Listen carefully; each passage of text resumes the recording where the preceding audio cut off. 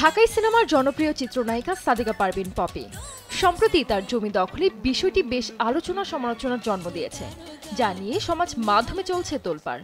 অভিনেত্রীর বিরুদ্ধে এমন গুরুতর অভিযোগ তুলেছেন তারই পরিবার।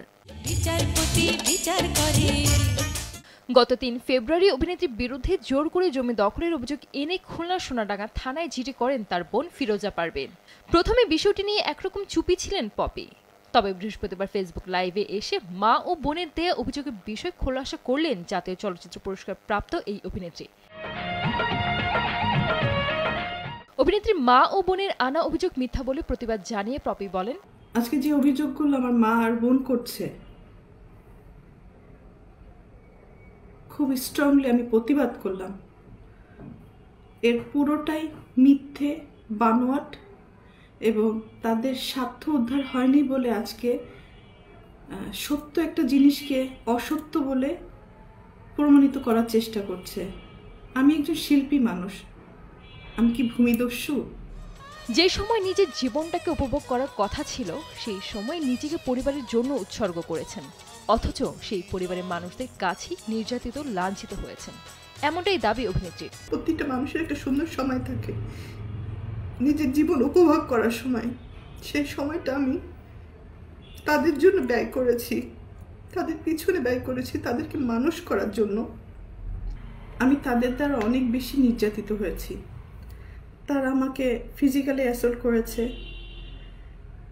আমার টাকা চুরি করে আমাকে মারার প্ল্যান করেছে, আমাকে খুন করে ফেলার জন্য টাকা দিয়েছে খুনিকে। আমার আপন ভাই এটার সাথে জড়িত, আপন বোন জড়িত। অভিনেত্রী আরও জানান, জীবনের সমস্ত অর্জন, উপার্জনের টাকা সবকিছু কেড়ে নিয়ে তাকে নিঃস্ব করে দিয়েছে তার পরিবার। এই ঘটনায় থানায় জিডি করেছেন বলেও জানান তিনি। এত বছর যে আমি ইন্ডাস্ট্রিতে ইনকাম করেছি, তারা আমার সাথে বেইমানি করেছে। আমার সমস্ত অর্থ আমার কাছ থেকে নিয়ে নিয়েছে। আমার টাকা দিয়ে কেনা সয় সম্পত্তি কোনো কিছুই আমার নামে ছিল না, আমার প্রত্যেকটা ভাই বোনের নামে ছিল। আমার অ্যাকাউন্টগুলো শূন্য ছিল এবং আমার গাড়ি, শুধু আমার দেহটা ছাড়া আমার কোনো কিছুই আমার ছিল না। সব কিছুই তাদের আন্ডারে ছিল, আমিও তাদের আন্ডারে ছিলাম। তো একটা পর্যায়ে এসে মানুষের জীবনে বেঁচে থাকার জন্য কিছু না কিছু প্রয়োজন হয়। তো বেঁচে থাকার মতো শুধু আমার জানটা ছিল হয়তো। শুধু তাই নয়, দুর্ভাগ্যবশত কপালে খারাপ মা জুটেছে বলে আক্ষেপ করেন পপি। আমার মা তো আসলে অনেক বড় একটা শব্দ, কিন্তু পৃথিবীতে সব মা না। ভালো মাও আছে, খারাপ মাও আছে। দুর্ভাগ্যবশত আমার মাটা হয়তো আমাকে সেই পরিমাণ ভালোবাসতে পারেনি, কারণ আমি আমার মার কাছে, পরিবারের কাছে সবসময় সোনার ডিম পাড়া একটা হাঁস ছিলাম।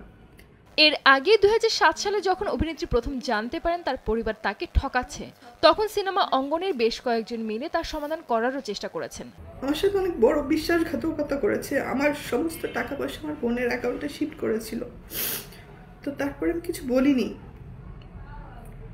আমার ইন্ডাস্ট্রির কিছু মানুষ, আমাকে যারা ভালোবাসে, তারা আমাকে সাপোর্ট করেছে। ওই সময় 2007-এর ঘটনা বলছি, মানে একটা টাইমে আমি যে জানতে পারলাম কোনো কিছুই আমার ছিল না। পরে আমাদের ফিল্মের কিছু মুরব্বীরা মিলে এটা সেটেল করে দিয়েছিল যে পপির একে শূন্য হাতে মেয়েটাকে রাস্তায় ফেলে দিলেন। 1997 সালে মন্তাজুর রহমান আকবর পরিচালিত কুলি সিনেমার মধ্য দিয়ে বড় পর্দায় অভিষেক হয় পপির। প্রথম সিনেমাই হয় সুপারহিট। এরপর আর পেছন ফিরে তাকাতে হয়নি তাকে। একের পর এক সিনেমায় কাজ করেছেন। নিজের অভিনয় দক্ষতার জন্য 3 বার জাতীয় চলচ্চিত্র পুরস্কার অর্জন করেছেন তিনি। ভালো থাকাটা কি অপরাধ? সুস্থ সুন্দর থাকাটা কি অপরাধ? যদি এটা অপরাধ হয়ে থাকে তাহলে আমি অপরাধী, তবে ভূমিদস্যু হিসাবে আমি অপরাধী না। সঞ্জিত আক্তার, দেশ টিভি।